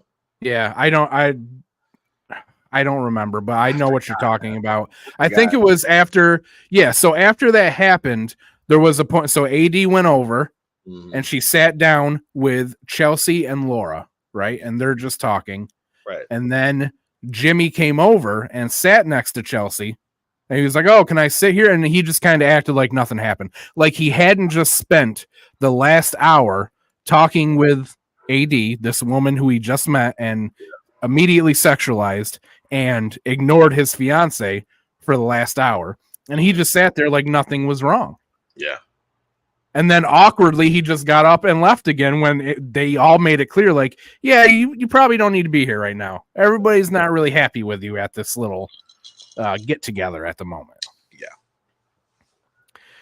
So much stuff happens. Oh my God. I don't even know what else to say about these two. They move in and it's just problem after problem with them. It is just argument after argument, and then they come back together. Chelsea is, at one point, Jimmy calls Chelsea clingy, which she is clingy. Yeah. She is very clingy. She is very whiny. She is clearly has very low self-esteem. And because of that, she's projecting. But at the same time, Jimmy is kind of the white version of Clay. The guy is just unaware as fuck. He just continuously puts his foot in his mouth over and over and says things to his fiance that he shouldn't be saying and doesn't even realize that he's doing it. Yeah. So then there's one point where Jimmy brings her to meet his two best friends who happen to be women, right? And she acts like she's fine with that. Well, we end up finding out later that there's a night where Chelsea gets a little wine drunk, right? And they get in bed and they're having a nice little conversation, but then it turns into an argument. And Chelsea, a full-on argument. So Chelsea says to him, I'm not comfortable with you being friends with her. And in Jimmy's defense, I agree with him. That's fine, but they're my friends. I've known them longer than you, so sorry, right? So she ends up revealing that Jimmy fucked one of these girls, right? And Jimmy gets really pissed because he makes it clear right there that he asked her specifically not to talk about that on camera, because now you're putting somebody else's business out there. You know, his friend didn't ask to be on the show or be exposed or have their personal life talked about. So don't talk about that, because it's not just about me. It's about them too. Right. Sure. So then Chelsea ends up saying, just straight up telling him that she doesn't believe that he loves her. And you know what? Like I said, Jimmy is very unaware, very, very socially unaware. Yeah. And, you know, I do think you're right, Con. I don't think that he was really feeling her as, you know, when they first met. But at the same time, I'll be honest with you, Jimmy went out of his way to try to fix stuff all the time with her. He was very patient with her. He was always trying to talk things out. He very rarely overreacted. She is the one who overreacted all the time. And at this point, she says, well, I don't think you love me. And that really hurt his feelings to the point where he left. So he leaves. They get together the next day. Again, she's sober. They apologize and they say, hey, okay, we're going to keep trying. This is marriage. You know, you have problems, you work it out, right? But let's talk about that end part, though, Con. So we get another episode. Yeah. And it seems as if an amusement park has been completely rented out for them because there's nobody else there, right? No. And they spend a whole day together. They just show this whole montage of them just being very happy together and playing games together, having a good old time, rides together. They're just having a good old time. They're vibing. Good old time. They look like they're gelling, right? They're happy, right? So they show all this. They end up sitting down at a table and talked about, like, you know, the wedding day is coming up. Like, where are you as to whether we're going to say yes or no? And Chelsea goes, you know, I'm confident, you know, after the last, you know, couple days and weeks, you know, at first I wasn't sure, but I'm confident now that, yeah, I'm going to say yes and you're my person. Yep. And Jimmy drops a fucking bomb and he goes, well, I'm not. We're not doing this. This man spent the whole day at the amusement park with her, winning her prizes, going on rides, and then at the end goes, nah, we're done. Yeah. Sorry. That's surprising, bro. Because it looked like they were getting their shit together. It really did. That shit shocked me. I'm not gonna lie. I was shocked, bro. Like I wasn't ready for that. I was just like, God, and like, yeah, like they don't get me wrong, man. Like we can agree. Chelsea come with baggage. When she come with baggage, absolutely. But just like it was like, dog, like you spent the whole day with her. Like you knew this was another Clay and AD at the wedding situation. Like you could have done this before, bro. That was nasty, man. That was nasty. And like he knew, like, he been known he didn't want to be with that girl. He been known that. Yep. And he made the right decision. He made the right decision. Like, thank God he didn't make it to the just didn't do it at the right time.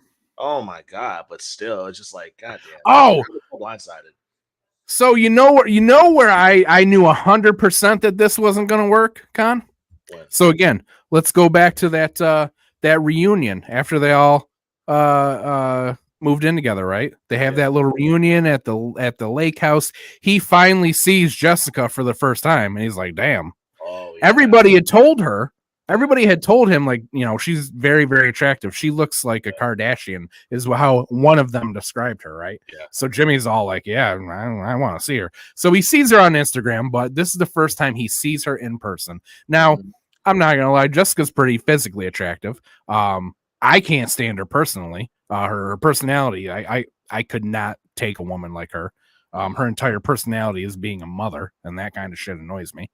But anyway, off of that.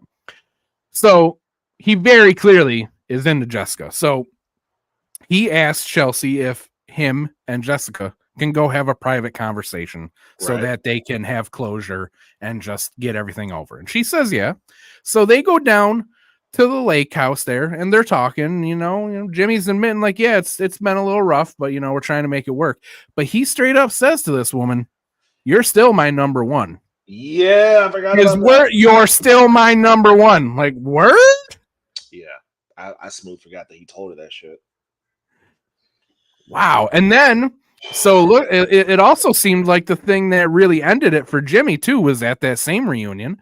All these people see Johnny and Amy for the first time together, and they're just like the perfect couple. They're just so in love. They're so happy with each other. And Chelsea says to Jimmy, well, yeah, I mean, they're clearly like the number one couple here. And he gets very offended at that. I'm going to be honest with you, bro. He really held on to that. I don't think he was mad at that. I think he just needed to justify the feeling. Sure. Oh, yeah. Yeah.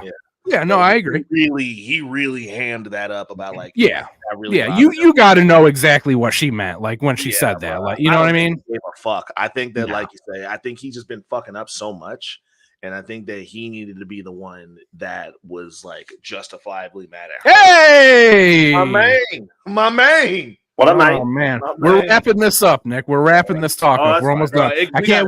We've gone an hour and a half talking about Love Is Blind. So yeah, we had 20 minutes. Full time Love Is Blind. That's all we've talked about so far. Riveting show, bro. This is all we've talked about. Fucking hilarious. I was like, man, I'm probably missing. Y'all probably like talk about Revolution or something. I'm like, fuck. We're at the tail end of our Love Is Blind combo. I think at this point, I don't even think we're going to be able to talk about Revolution. We're going to have to get into March MadDrip and knock it out. So yeah, we are because we have 16 people. I need a notebook. I'll grab that. But y'all keep going. Yeah. But yeah, I mean, I mean, as soon as he said that, I was like, yeah, that's he's done. He's done. And then that ended the way that it did. I don't know. I feel like that's everything. I don't know if there's anything else to say about the show. I think we covered all bases, bro. As with all reality shows, there is a reunion show where they're going to bring them all together on a stage to talk. That is going to be the final episode this Wednesday. So Con and I are probably going to talk more about this next week. Not as much, obviously, because we'll only have an hour to talk about. But yeah, you know that's going to be explosive. Laura and Jeremy are probably going to be there. Can't wait to see them in a room together. It's going to be tense. It's going to be uncomfortable. And I can't believe that I'm into this shit. I like that shit, boy. And I can't believe that I'm into this shit. Me too, bro. Me too. Now, real quick, now that Nick is here, I've had to go to the bathroom for like the last 40 minutes. So okay. I'll be right back. Sure. Okay. Thank you. Nick, how are you, brother? I'm great, man. How are you? I'm okay. You okay? Everything good? Yeah, no, we're good. We're good. I just had to fucking take care of something, bro. Okay. And I couldn't wait. So, Kat did have one thing to add to the Love Is Blind conversation. Sure. What the fuck was Clay doing? Bro, that's what I'm saying. Where is she? Tell her to get in here so we can talk about it. That was literally like the first thing that Con and I went off about was what the fuck? Yeah. What the fuck is Clay doing? She's like, if you want to add to that, just be like, what the fuck was Clay doing? I'm like, yeah, man. Do that. Wild. Wild. Yeah, dude, I watched the first season of Love Is Blind. Me and Kat watched it, and it was cool. It was just really a lot. And then I found out a lot of like behind the scenes stuff about it, and it really kind of grossed me out about the show. So that was kind of like that's kind of a big reason why I'm not really watching it. And also just like I'm not really into that trash TV shit. Sure. Yeah. So like I heard a lot of that backstage shit too. There have been lawsuits against them actually from people who have been, it's like people were suing the company for it. They're literally suing the company. They're claiming that they were starved. They weren't giving food. They were constantly drunk. Like they were just shoveling alcohol into their fucking throats, bro. And it's just like, man, I can't fucking get behind anything like that, bro. Like this is so you know what's funny about that, Con, though, or Nick, is that after learning that, after hearing about these lawsuits and all, because again, this is the first time I've ever watched it. I never watched any of the other seasons. You know? This is the first time I've ever watched it. So looking back on the show, after hearing that, it was funny because they constantly showed people eating this season. like all the time. Oh, They were constantly. It was like they were overcompensating for it because people were just constantly on camera shoving food in their faces. that's fucking crazy. I did not know that. That's fucking funny. Yeah, dude. That's definitely the company fucking saving face right there. Yeah, That's exactly. Sure. Yeah, Yeah. dude. Yeah, fucking. Dude, fucking. I turned down that job that I had an interview for. Okay. They were not giving me enough money. Sure. So that's a big reason why I did that. Another reason, it just felt like it was a backwards move. I think I think we talked about it last week. Yeah. But yeah, it felt like a backwards move for not this. It was the same money for a backwards move. And I was just like, I don't feel like doing that again. Like if it was for more money, I probably would have considered it. Sure. But as of right now, I was like, right now in my life, hell no, I'm not doing nothing like that. Right. All right. Well, Con's still not back. I think he must be pooping. Oh man. So I'll throw this on here. Let's just talk about this real quick, Nick. Did you watch all this shit? Yeah, I did watch I watched the 20-minute one, and then I watched the 10-minute one he put on 2 days ago. Did you watch that one? I watched the 10-minute one. I did not watch this first 21-minute one. But oh man. No.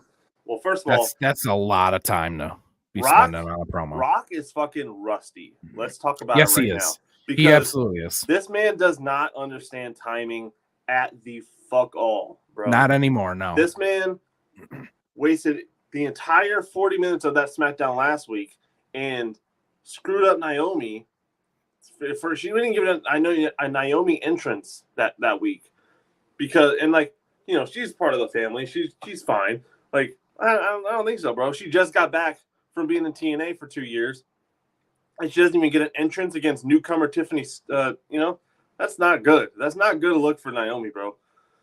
And so it's him doing this 20-minute shit, him doing 40 minutes on the SmackDown the next day, and then doing the 10-minute video, and then doing the fucking shit where it ran over again on Fox TV. That's mostly on Fox though, because any other company would have let WWE go over time. USA lets them do it. TNT and TBS let AEW do it. The fact that Fox didn't let that shit go last night or 2 nights ago was really fucking annoying to me. But that's part of Rock's fucking problem, is that he doesn't know how to fucking wrap it up. Yeah. He's definitely lost a little something. He trips over his words a lot. He messes up a lot. He's definitely off timing. He's taking way longer than he needs to. Yeah. And I'm enjoying somewhat this heel run, but even the last one where he was talking about crackhead Karens, and it's bro, that's some tired shit right there. It's a tired shtick at this point, man. Yeah. I'm with him. I'm enjoying it, but we're seeing a lot of dick swinging. We're seeing a whole lot of dick swinging. Mm-hmm. He clearly is, I don't want to say out of touch. I don't think out of touch is the right way to put it, but I called him rusty. He's just that's perfect. He's very, very rusty. Bro. It's fucking rusty. He does not know how to be on TV time. He's been on his own fucking time for so long. Actors just fucking do as many takes as they have to do, and they call it, they call it a day whenever they wrap it up. But it was a hell of a promo. It was a very entertaining promo, but it was. The fact that I'm on Twitter and it's a 20-minute video, I was like, God damn, he got a lot to say. Yeah. And that ending to SmackDown was so awkward and abrupt. I literally thought they were going to commercial to come back. Me too. Yeah, I was okay. And then another show started, and I went, oh, okay. That blew me, bro, because I was one person who, and Nick can attest, I've been saying Cody need to slap him back. Cody has to slap him back. I've been saying that. I've been waiting on it. Got what I wanted, but the way it just cut out after that, I was like, what the fuck, dude? We got the slap, we got this weird little kind of half reaction, and then it just went off. So that it was just damn, man, that was kind of underwhelming almost. Yeah, and I'll be honest with you, I think it was the wrong way to do it too. The way that it should have ended was Rock should have really sold that slap. Yeah. Cody should have slapped him. He should have fell to his ass or something, and then looked oh my God, and then left the ring. Another all of them should have left, and that's how it should have ended. Was making Cody look like he was on the same level as The Rock, and Rock was being a chicken shit Cody, heel. even the way Cody slapped him kind of bugged me because it was like he said what he said about Dusty, and it was like Cody kind of thought about it for a minute, where it was like I would have much more preferred it if like before Rock, the last word even left Rock's mouth, Cody just slapped it out of his mouth. Yeah. You know what I mean? Not even think about it. I would have preferred if he did it like that, like seeing him like kind of hesitate, and it was just like I kind of wanted like Cody to like know he was going to hit him if he said something. Like that. That's true. Also, this video could have been 5 minutes because he spent 10 minutes of it recapping what we've already seen and what anybody who's watching this video already knows. Now, he talked about the press conference. He talked about everything. Now, if you're an avid fan of Busted Open Radio like I am, you've been enjoying this indirect back and forth that Dave LaGreca have been having, because I think like Dave LaGreca has been very, very vocal about not being happy with The Rock being back. Like he's been and he makes it very clear that he's a Cody Rhodes fan. Mm-hmm. I think Dave LaGreca, I love his podcast. I think he's hilarious. But when Rock dropped this video, it was on a Friday. Dave LaGreca normally doesn't do Friday episodes, but whenever The Rock does like a direct response, Dave LaGreca will do like a quote unquote emergency episode immediately. And so he did that, right? It was only 6 minutes long, and he's like responding to The Rock using that clip of him. And I think he comes back with another response where like he's like, yeah, you should watch this, very entertaining. Dave LaGreca is full on letting The Rock have it, like full on, because he makes a response to the video. It's great. It's fantastic. It's funny. Yeah, it was really good. Yeah. All right, so we got to get into March MadDrip here. Let's do it. But before we do, Con, do we need to have this talk that we talked about before? Yeah, Nick, let's chat, bro. Uh-oh. I'm glad you're sitting down. I'm glad you're sitting down. So I believe that I'm all about fairness. I'm a Libra, if you haven't known, so I'm all about balance. Mm-hmm. So I feel like the same way that we held our pod brethren Ham accountable for going on another pod, I think we should hold you accountable in the sense of wrestling, and not just wrestling, but wrestling podcasts always come first. Oh, now hold on. I get it. We're grown men. Some of us are married, some of us are engaged, what have you. Mm-hmm. And in almost every case, family comes first, our lives come first. That's just not good enough with wrestling. Mm-hmm. Would The Rock take a day off? Hold on. You should. Stay with me. Would the Brooklyn Brawler take a day off? I don't think he would. Hold on. What would Harley Race do? You see where I'm going with this? You see where I'm going with this? Mm-hmm. Dedication, discipline, and other D words. Those are D words. Yes. I know you. I love your work. I appreciate that. We need to get it together. Yeah. I think what we're trying to say here, Nick, is that, we want somebody here who isn't doing it for the money. You know what I mean? We want somebody who's a company man who puts the company first. You know what I mean? Yeah. And we want that to be you. Yeah. I mean, early on it was me showing up just for the paycheck. That's true. I mean, that Panda money, man, it was flowing. It was very flowing. It was the rootless coffee money. That was flying right into my pocket. So I think I let that get to my head, and I let it carry over into Freebird rules, and that's on me. I shouldn't have done that. I don't know what to say, guys. I really don't. I just, I think I just got to do better, showing up on time, showing up for the Love is Blind talk. I agree. And just, I agree. I appreciate you, Nick. I appreciate you taking responsibility here and making a commitment to trying harder. Yeah. I just, man, the money just got to my head. It happens. All right.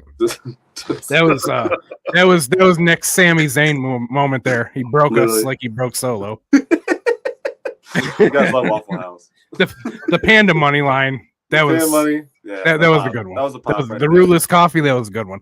Rouless Coffee. If you're watching though, you can sponsor this podcast if you want. We'll put your shit right up there. We'll put your logo right here.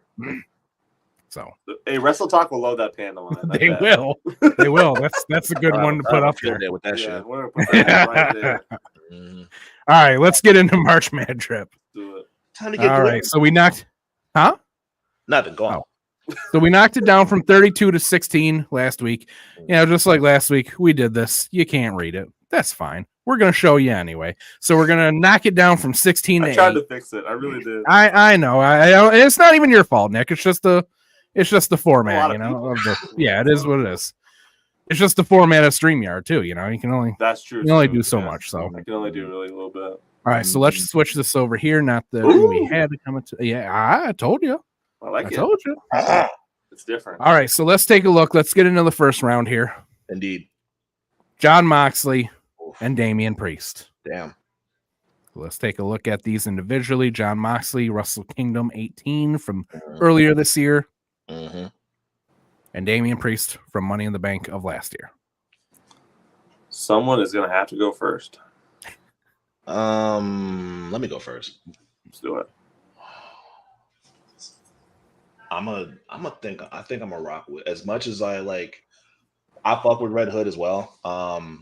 If you've never seen that Red Hood animated movie, I highly encourage you to go watch that shit but I think I'm a rock with Priest on this one. But the edge it's not by a lot, but both fits are cold as fuck. But I think I like Priest just a little bit more. It's very mainly because it's just very, very we said it before, very reminiscent of The Undertaker. This is very Ministry. And that just works for me a little bit more than the Red Hood tribute. So I'm a rock with Priest on this one. Hambone. I'm also going with Priest for the exact same reasons that Khan said. It's so reminiscent of Undertaker. Undertaker's my all-time favorite. Like I said, it's also very reminiscent of Shredder from the first TMNT movie, which is one of my all-time favorite movies. Yeah. Kevin Nash, who was Kevin Nash in Secret of the Ooze. Well, that was the second one, but which is my but still works for that too, especially with the purple. Works for that one too for Super Shredder. Yeah. As much as I also am a huge fan of Red Hood. That's why, I chose Moxley to move forward in the first place.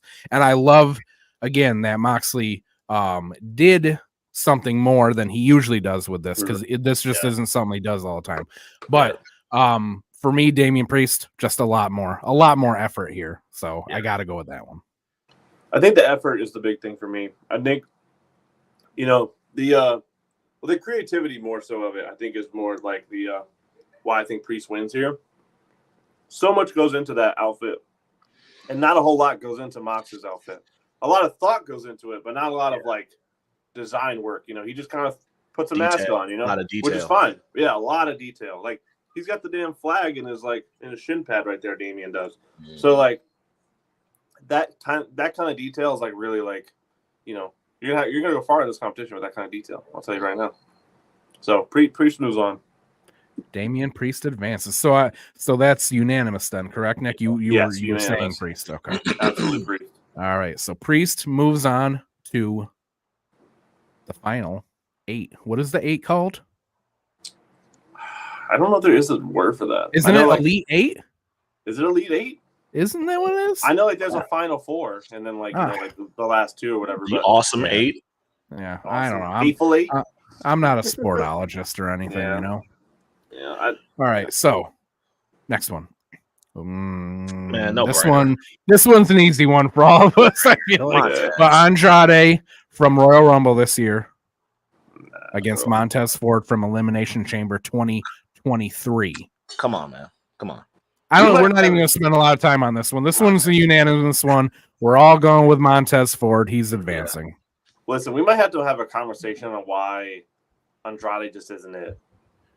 As a whole. Bro, I'm telling that's the segment on our podcast. Listen, he left WWE and everybody was like, "Oh, he should leave. He's so good. He should get used better." And then he went to AEW and he did nothing interesting. Yeah. And then everybody's like, "He should leave and go back to WWE. They'll use him better." And he went back and he still doesn't matter. I'm still not interested in this guy at all. Not once. Thank you. There's just nothing interesting about him. He's fine in the ring, but I don't care. I don't give a fuck. Yeah, I really don't care. It's you know what's funny? Like they're kind of teasing him with Dom, and like I don't know if it's like he's gonna join Judgment Day tease or it's like him and Dom are gonna go do something tease. I'm not really sure what it is, but I think that he portrays himself as such a leader that like him joining a faction or partnering with anyone right now doesn't even make sense. And like, so it's just like you've led so many factions and so many things, and like it never works. So it's like you just joining something just doesn't sound great to me as I see. And like also just like I'm not into you. So like like you joining one of the best things in wrestling right now I'm good, bro. Like I don't need to see you do like I don't know. I feel like he just got propelled to such like a stage and then like just never worked. So it's just like they keep trying to do that for him and it just doesn't work. Yeah, I agree. He came in with this big reputation. He came in with this really like big reputation. So I've just been waiting to see what everyone else sees in them because the people I seem to know a lot of Andrade fans and they have nothing but great things to say about him. And I just be like, yeah, I'm waiting to see what y'all fucking see in this motherfucker. And like nothing about him does it for me. Like his wrestling is fine. It's fine. But like his presentation, his character, like I just don't give a fuck. Yeah, I don't either. Yeah. It's weird too because it seems like Triple H is a big fan of him, but he seems to really like him. Just not really doing nothing with him, and I don't care. That seems to be like everyone's thing though. Like it's not just Triple H. It's like fuck, anybody who talks about Andrade, like like bigs him up is like he's like the greatest thing ever. It's like where? Like how did you get to this conclusion? I don't see that shit. Yeah. So Montez Ford moves forward with this fire attire. The best attire he's ever worn, even to this day. Fire attire. The fire attire. Yeah. That's what you call it. All right, so the next matchup. MJF versus Dominic Mysterio. Nick, you're an asshole for this one. With the purple. So MJF is from All In. Dominic is from WrestleMania 39. This is a tough one right here, boys. This is a tough one. Yeah, God damn. I'll go first, I guess. Dom. And the only reason I say Dom is because he doesn't do this shit. And he pulled it off so dope. Sure. And and I have to take the entrance, and like both of these entrances are hard too. Like this entrance with the girls in the back and all this, that was hard. Yeah, too. He was being brought in on that chair thing by people. Yeah, dude, the fucking throne, I think. But Dom coming out the cop car with the mask, fighting his dad. It's just it's too good for me. I think and MJF kind of dresses like this. This is just another level of it, which is like it's a definitely higher level of it. But I think Dom just kind of blew this shit out the water. Yeah, I think I'm gonna rock with Dom because although I love Max's fitness, bro, this is fire. What makes me more inclined to Dom, and I said it last week, it's the story behind it. The story behind it, bro. Like this is full circle. He's dressed like this about to wrestle his dad, who is Rey Mysterio. And I mean, fucking shit. I said it before. We grew up with both these motherfuckers. You know what I mean? So that's really what does it for me. Without all that, this is still a fire entrance. But when you add that element in there, just the history of just this look, it's like I have to like applaud because it's just like, holy fuck, you want to talk about attention to detail, you want to talk about like just being creative and going all out, especially for WrestleMania. Like, this is what you do. This is best case scenario. So for that reason, I'm picking Dom. So Dom moves on. I'm going to be honest. When Nick first said Dom, at first I was going to say MJF, but then Nick talked more, and the way that he put it, he actually made me go over to Dom. And then Con backed it up. It is, so much of it is about the story behind it as well. And, the fact that Max does usually go out with entrance gear and stuff, Dom usually doesn't. So especially, I think the thing, like you said, there's so much going into this. The fact that he's wrestling his father, he's going out in his father's mask, he's going out in a version of one of his father's most famous outfits. He's got an entrance jacket, which he never wears. He comes in the police car, handcuffed, which that is probably the thing that I love most about this, because to me, one of the funniest, best things that has happened in WWE in the past couple of years was Dom getting arrested after breaking into his parents' home, and then them showing him in jail in that all-white outfit like it was a fucking Backstreet Boys video. So going with the whole Dirty Dom prison thing is just so funny. It's so good. So yeah, this one's unanimous. Yeah, with Dom me, moves on. With me, if I'm Dom and I'm in that moment right there, like I'm doing everything in my power not to burst into tears, because it's just like, what a full circle. Yeah. Let me ask you guys something too. Sure. Do you think this is an upset? Because when we started this, we were all like, pretty sure MJF's going to be in that Final Four. Yeah. He had the bye. MJF had the bye. So like, yeah, we gave him the bye. I mean, I would definitely call it an upset. Yeah, I mean, this might be the first real upset of March MadDrip. I had Dom fucked up. I'll admit it. I had Dom fucked up. Yeah, I think we underestimated Montez too. That was like, I think we underestimated Montez too. I think because Montez's outfit was such a simple thing, and he's moving on again to the 8. So it's like, I think there's a lot of different things. I think we feel one way one day, and then we feel another way the next day. So it's like. So that kind of, adds to it too. Because like, we could all sit here, 3 days from now and be like, you know what, MJF probably should have won here. Yeah. But I don't know. Yeah. But like, so we're just here now. Though. That's how good the fits are. Where it's like, I might not feel like this tomorrow. Yeah, that's very true. Yeah. All right. So Dom moves on, and he will face the winner of Seth Rollins and Will Ospreay. I'll go first. I'll go first here, and I'm going with Rollins. I love Ospreay stuff.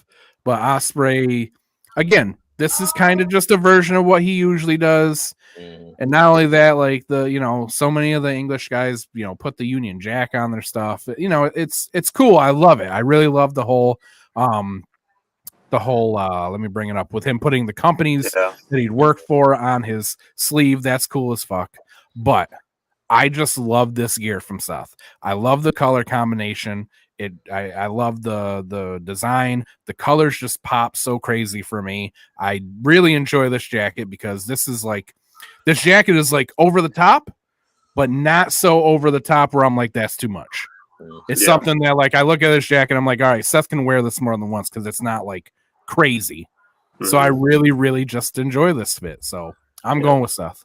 See, I'm gonna pick Will on this one. And for me, Seth got that shit on. He do got that shit on.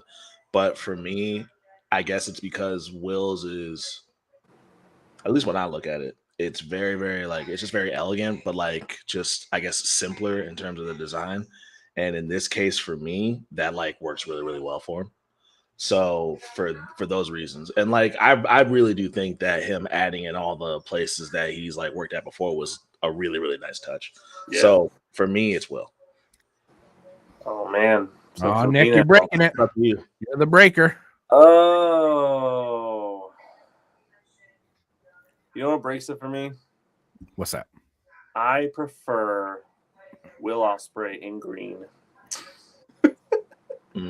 I'm going with Seth Rollins. Just for fucking sure. That really just the pants for Seth Rollins for me is like way like better than some things I just see people normally wear. And what's funny is in the new WWE 2K24 game, like that's the outfit that he comes out in. Is it? Oh, that's awesome. It's this one. Yeah. Oh, that's fire. Yeah. He doesn't So, come out in yeah. that jacket. He comes out in that black one with the fur on the hood, like he. I know what you're talking about. He comes Yeah. out in that one, but he's wearing those pants.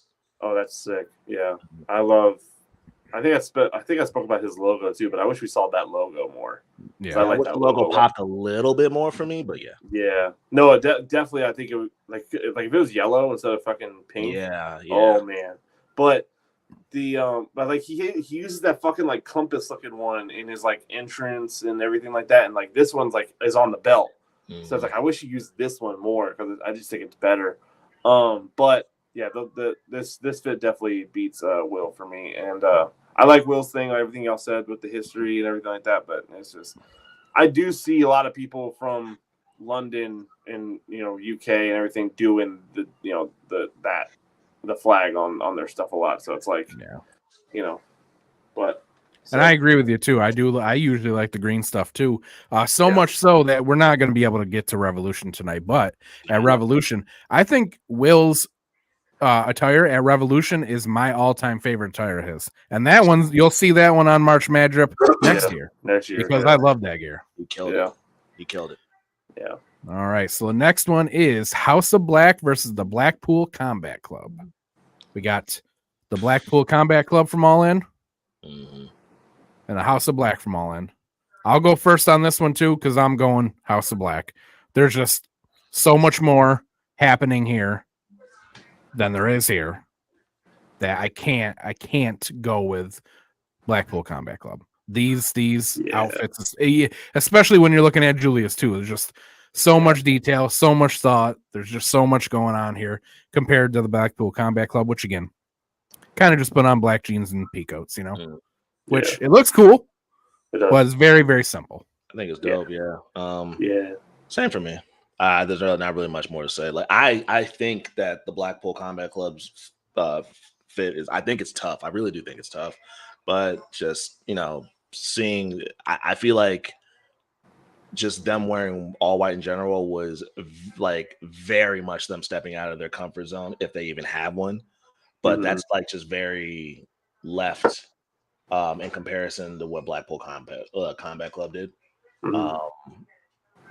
This was like this screams special occasion. So for that, I'm rocking with House of Black as well. Yeah, we're unanimous on House of Black. I think it's a lot more thought put into it.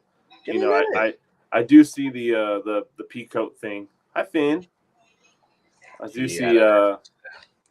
What happened? I saw he stepped on some fucking piece of glass outside that these dumbass kids fucking didn't pick up. So he split his paw pad like deeply open, and like it's a lot. He's bleeding a lot, and now he wants to go on a walk. Sheila gave him some Benadryl. It's not making him go to sleep, but like I know it's because once he goes on that final walk, that third walk. After that, he'll lay down. He don't want to do shit else, and that's what on the final walk. Yeah, goddamn. Yeah.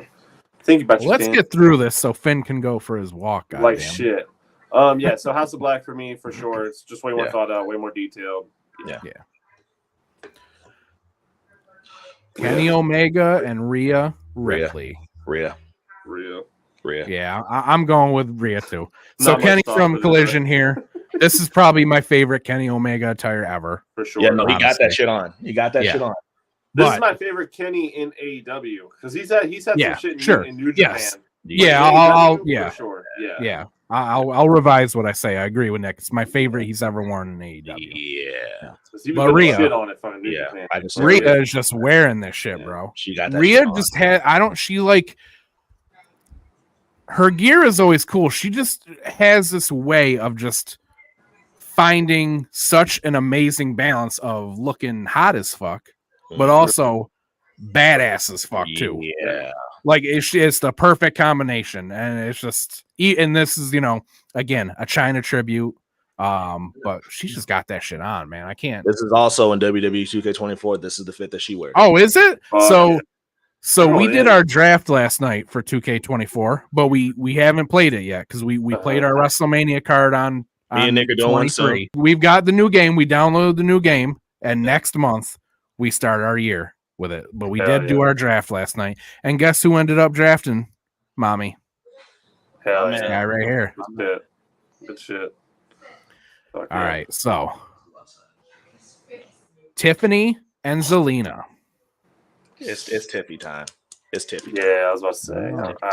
Zelina's. There's a lot of detail in Zelina's, bro. But I just think I like Tiffy's better.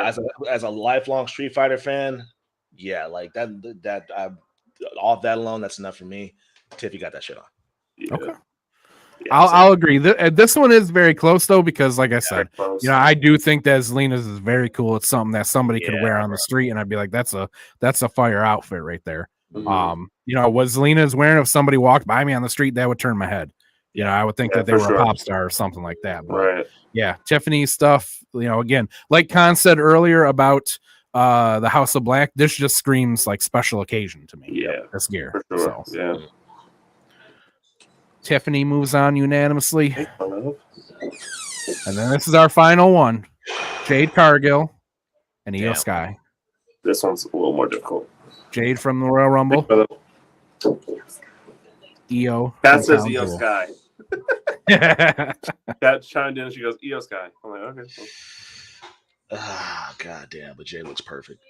Yeah, this one is difficult for me because we made this point last time that this kind of is just a version of what Jade wears all the time, right? Yeah, true. But at the same time, she's wearing the fuck out of it. And like I said last week, she looks like a fucking superhero here. She looks straight out of a comic book here. She looks like an X-Men. Yeah. And then you look at Io's and you go, again, like I just said about Zelina, somebody walked by me wearing this on the street, I'd go, that's a cool fucking look right there. Mm-hmm. So this one is difficult. Io's is very cyberpunk, and I'm a big cyberpunk fan too. So like, fuck, man. I think I'm gonna go with my wife. I'm gonna say Io. Okay. I think I'm gonna say Io. Okay. I think I said it last week that I really thought that was cow print on there. The first time when we drafted her, I was like, okay, if we're picking cow print, that's sure, that's fine. But it's definitely not. But yeah, I think for the reasons because Jade.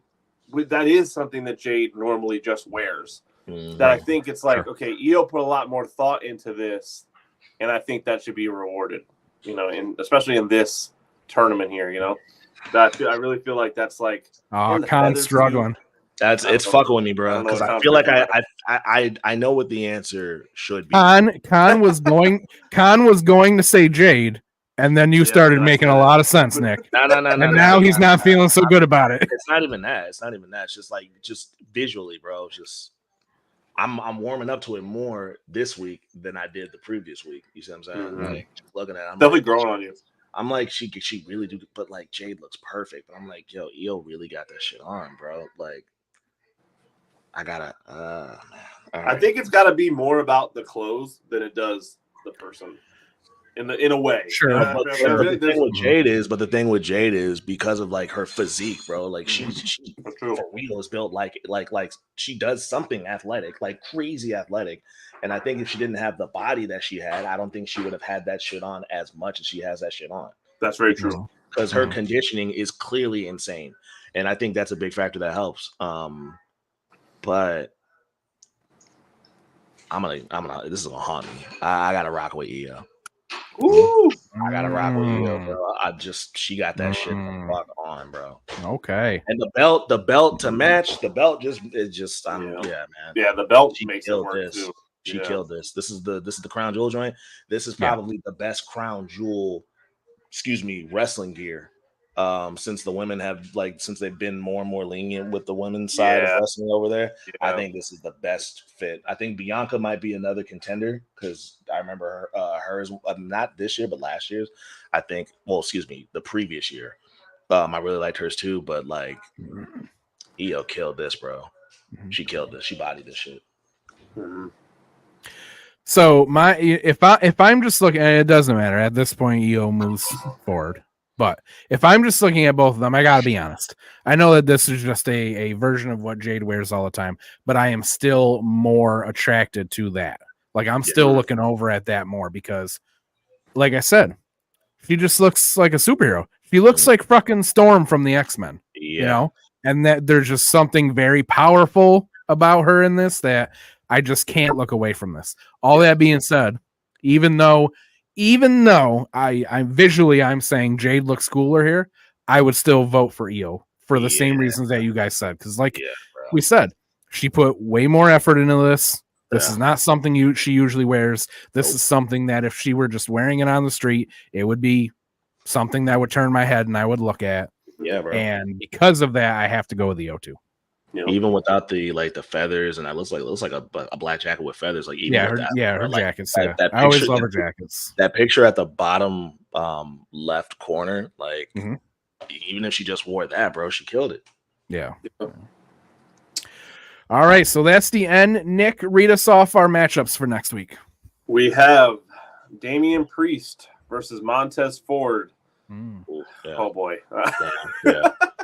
Yeah. That you know what that is? That's just the apples and orange conversation that we gotta have. Yeah, like, this is really what that is right there. This is where I feel like now Montez has some competition here. Yeah. Now Montez I'm not just sure. kind of sliding through. Yeah, the fucking We also have Dominic versus Seth, which that might be like really dominant.